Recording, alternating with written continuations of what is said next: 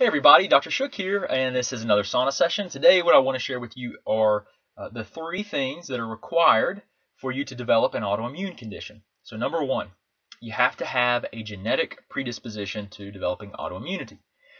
And that is something that's going to be different for every person, right? We don't know all the gene connections and what all is happening, but we know that there has to be a genetic predisposition, right? Number 1.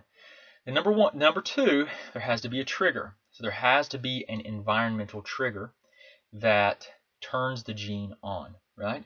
And number 3, we know that there has to be leaky gut or intestinal permeability. And this is really a lot of the work of Alessio Fasano. He's a medical gastroenterologist, researcher, celiac disease researcher at Harvard Medical School. He's done some fantastic work. The man's absolutely brilliant, and he's significantly helped functional medicine practitioners and patients and people around the world that are dealing with autoimmune conditions and these chronic inflammatory conditions to better understand how the immune system and the gut barrier are related.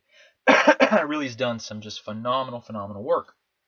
So those are the 3 things. You got to have a genetic predisposition. You've got to have a trigger. Triggers could be a virus, an infection, could be an environmental chemical.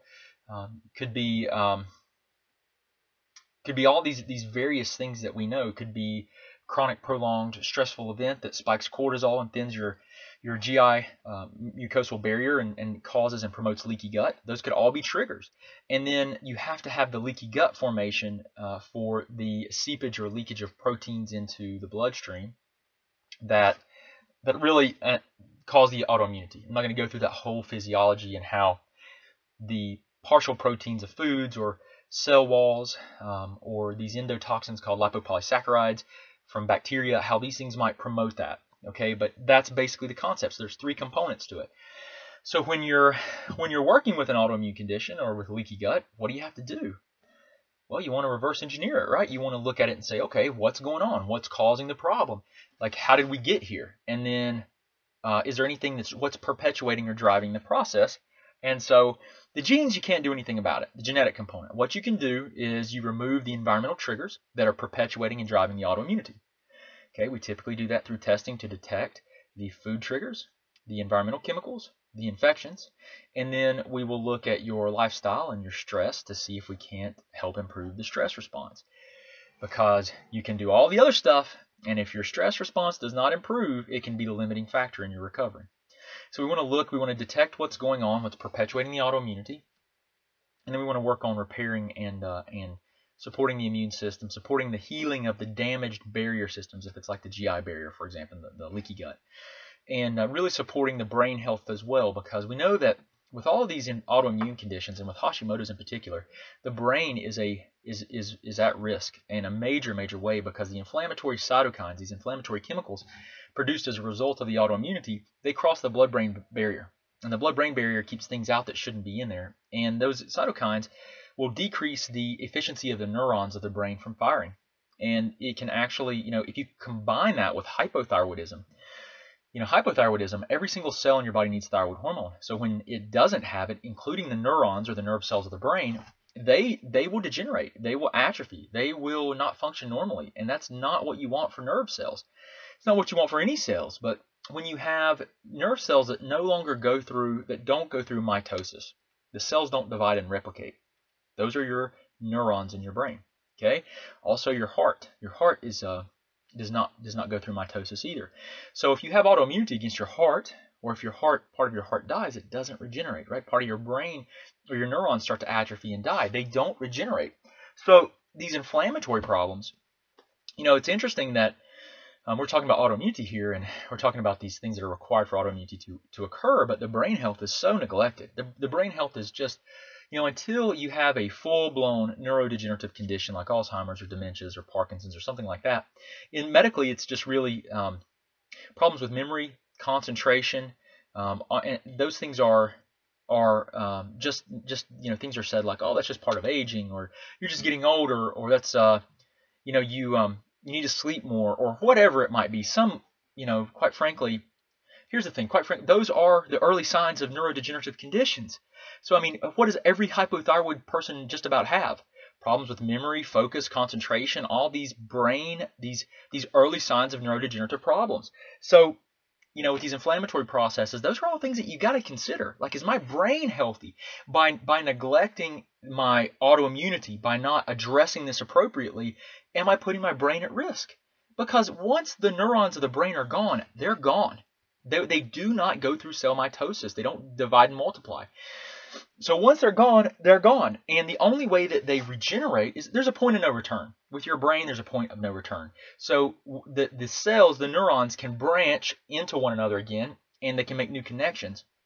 But if you have such extensive loss through all the neurons of the brain, then you don't have enough branches close enough to one another to make these new connections.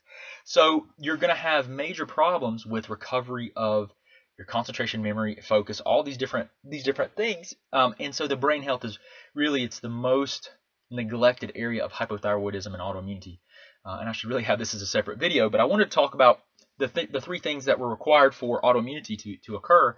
Alessio Fasano's the man that's really taught us that, Harvard University MD gastroenterologist, celiac researcher. And then I just wanted to tie that to this inflammatory cascade of autoimmunity, how it disrupts all human physiology on some level. It just really has its tentacles in a piece of it.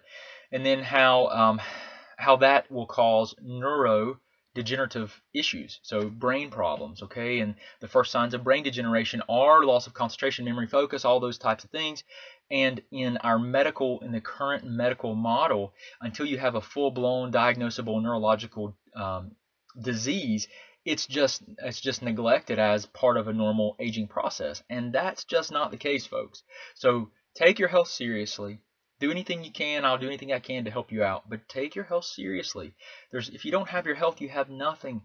People put everything and everyone before them, and it's easy to do. I have children, I have family, I have patients and people that, I want to see people, I want to see their life better. I get joy from that. That helps me on an emotional level. That's what I love to see. That's what I want to see happen with people, and that's kind of like what makes the world go round for a lot of people, and for me included.